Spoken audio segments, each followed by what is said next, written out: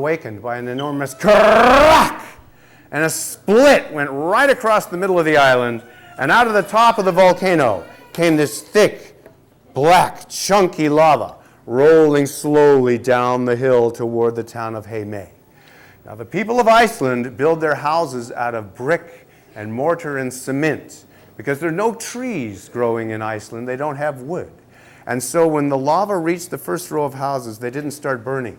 It just piled up behind the houses until it got high enough to spill over the rooftops and start filling up the next street, until it got high enough to spill over the rooftops of the next row and fill up the next street. And this was happening so slowly that people had enough time to get some of their stuff, get in their boats, and escape to safety on the big island of Iceland. And there on the horizon, they could see their little island of Heime. And they could see the smoke and fire coming out of the top of the volcano. And they could see the lava coming down the hill. And they could see their town disappearing, one building after another. Now, the people of Iceland are tough and brave and clever. You have to be to live in so harsh but beautiful a place as is Iceland. And so they got together and they said, we don't want to lose our town without a fight. And more importantly, we don't want to lose our harbor, because if the lava fills up our harbor, it's the best harbor in all of Iceland, and we can't be fishermen again. We love that. So they came back fighting with the one thing you have plenty of when you live on a little island. They came back fighting with water, with powerful pumps and huge hoses and water cannons. They pumped water out of their harbor and squirted it onto the advancing lava. And of course, it made a huge cloud of steam, and they couldn't see what was happening. But for a moment, the breeze blew the steam away. And the lava was still coming forward. So they had to pull their water cannons back. But they didn't give up. They kept it up and they kept it up. But the lava kept coming forward. So they had to keep pulling back their water cannons. But they didn't give up. And slowly, those thousands of gallons of cold seawater started to cool off the lava. And it got thicker and stiffer. And by doing that, they built a solid lava dam that stopped the liquid lava behind it. And they saved about half of their town. Eventually, the volcano stopped erupting. Now, I mentioned that the people of Iceland were clever as well as tough and brave. And they found that even though lava cools and hardens on the top within just a few hours, because it's full of holes, it's called a good insulator. It's like a blanket. And it will keep the lava underneath hot for a very, very long time. So they found that if they drilled into the rock that had covered their town and pumped water into the hole, they got hot water back. Free hot water for all cooking and bathing of all the new homes that they were going to need. Nobody needed hot water tanks. In fact, they had so much free hot water that when they built their new homes, they built them with pipes running back and forth inside the walls. And they pumped all that free hot water through it, and it heated up the whole house. So they got free hot water and free home heating. And then they found that if they drilled really deep into the lava rock, they didn't get hot water back. They got steam back. And as you've seen, steam is very powerful stuff. It can be used to generate electricity. This electric light right now is being generated by us burning coal, oil, or gas, boiling water, and the steam is turning a generator. So that is bubble power. And so they got free hot water, free home heating, and free electricity for their new town. They also had a heck of a lot of rock. They broke up some of the lava rock. They built a breakwater and made their harbor even better than it was before. Now that's just one of maybe 2 times anybody has ever won against a volcano. Hawaii, our 50th state, a group of islands out in the middle of the Pacific Ocean. And there the crust of the earth is extra thin. It's just a couple of miles thick, extremely thin. And the magma underneath Hawaii is extra hot in one spot. And so it will actually melt its way through the crust and push some of the lava out. And it'll pile up, but nobody knows it's happening because it's happening deep under the ocean. And it'll pile up into a hill, and then it'll pile up more and more until it's as tall as a mountain. But nobody knows it's happening because it's still deep under the ocean. And it takes about 80,000 years for that volcano to build itself tall enough to poke its head out of the water.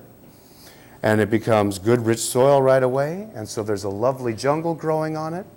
and we call it paradise, and we build hotels there, and we go vacationing there, and every single person who's living in Hawaii, none of them are living near a volcano. No, they're all living on the very tip top of a volcano that is much bigger than the island that they can see. The tallest mountain, biggest mountain in the world is not Mount Everest.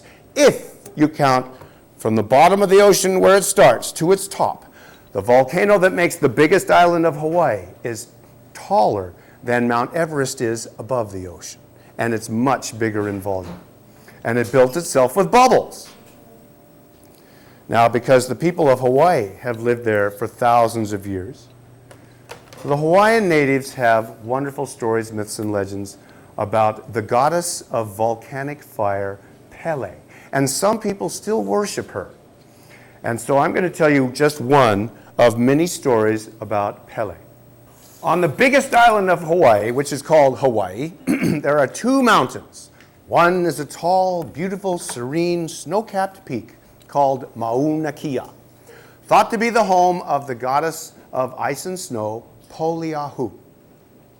But on that same island is a very different mountain. Instead of being topped with snow, it is topped with fire.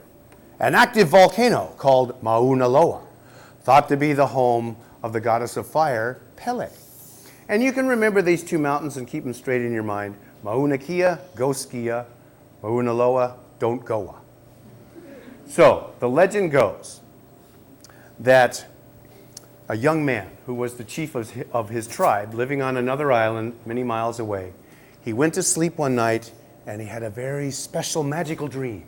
He dreamed of a beautiful girl, and in his dream he fell in love with this girl.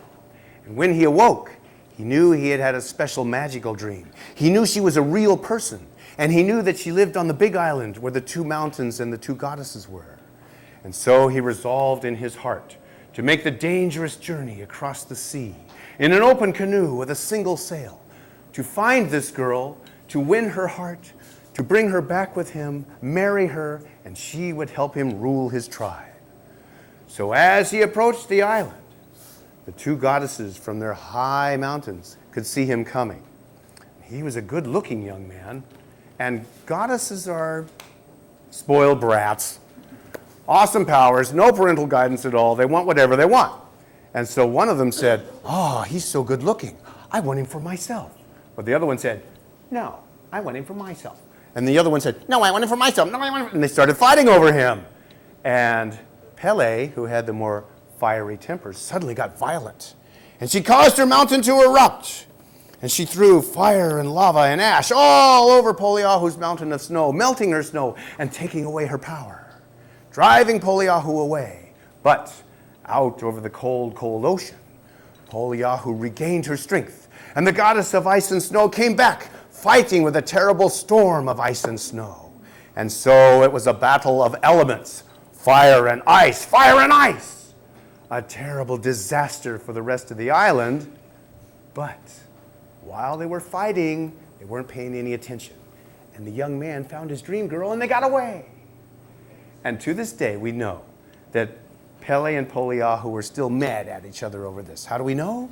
Because every once in a while, all the snow on Mauna Kea will suddenly melt. So we know, that's Pele up to mischief, trying to annoy Poliahu. And every once in a while on Mauna Kea, there'll be a little sprinkling of snow. So we know, that's Poliahu up to mischief, trying to annoy Pele. Mount Snap Crackle Pop is very typical of volcanoes. One thing to notice, it's steep. Many, many volcanoes are very steep. Just being steep makes them dangerous. They're very steep, and they're made out of rock with holes in it. So they're very unstable, and they can just collapse on one side. They don't even have to erupt to hurt people. They can just have a big landslide on one side, and anybody living downhill from that is going to be hurt.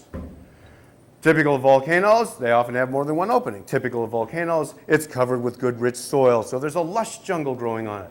And some people taking advantage of that, so there's a quaint little farming village of Sitting Duck. More in Vanji, you are volunteered to be voluntary volcanologists. A volcanologist is a volcano scientist. And to be a volcanologist, you have to be both really smart and really stupid at the same time. Because it's a complicated science, The goal of it is to be able to know ahead of time when and how a volcano will erupt. When we can do that, we're going to save billions of dollars and thousands of lives. We can't just tell people, well, there's a 50-50 chance in the next 90 years you're going to have a serious eruption. Nobody's going to pay any attention. They'll just stay home just like they did in Vesuvius. No, we have to be able to say there's a 90% chance that within the next 2 weeks there's going to be a serious eruption. And then people will be willing to leave town. But not until. So, the problem is you're going to the most dangerous place at the worst possible time, and there is a reason why there are not very many volcanologists in the world, because sometimes they don't come back. So let's have some safety equipment. There you go. Jamal, right? And here's your safety goggles. Safety first in science. It wouldn't do to have the volcanologist get killed and not come back and tell us what they learned. Mount Snap Crackle Pop has been quiet for just 1 year. It may have built up a lot of pressure, it may not. It may have a very strong plug, or it may have a crumbly one. I don't know what will happen. But everybody pay attention to the top of the mountain. All right, Jamal, all the way up and all the way down just once. 1 year's worth of bubble power. Push it down, and go Vanjie. Oh, now did you see that? Now that kind of eruption was called a it's spelled P-H-T-T-T. A little gas comes out. It's nothing. Okay, let's go for 2 years. Close the valve. Good. And up. You don't have to go real fast down. Just up and down twice. Up one, down, up two, down. And everybody watch. And go Vanjie. Oh! Now that kind of eruption is called a... It's spelled P-B-T-T-T. And what a does is it makes the mountain a little bigger. That's all it did. Didn't hurt anything. Just made the little mountain a little bit bigger. That's how they become mountains. If a volcano didn't go, it would not be a mountain. If it only went kablooey, it would be a hole in the ground. And there actually are volcanoes that are not mountains. They are holes in the ground. They're called supervolcanoes. They never go, they only go kablooey. And it's bad news for the whole world when they do. The Valley of Yellowstone National Park, it has geysers, hot water from heat deep in the earth. And for many decades, the scientists wondered, where the heck is the volcano for all this volcanism? They didn't realize they were standing inside of it. The whole valley is the opening, the hole in the ground of a supervolcano that goes off every 150 million years or so. And it's really bad news when they do. But this is a typical volcano, a lot smaller, and that's actually a mountain. So let's go further. Shall we go for 5 years? Okay, all the way up and all the way down. You don't have to really plunge, just all the way down, and all the way up till you feel it. All the way up. There you go.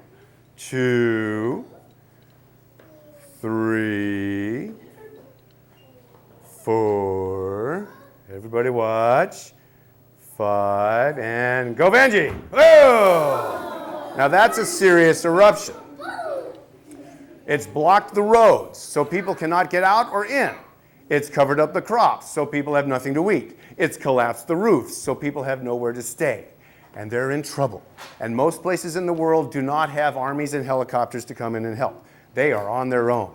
And this is how volcanoes hurt people, by isolating them, no shelter, no food. Shall we go longer? Yeah. Okay. 10? 20.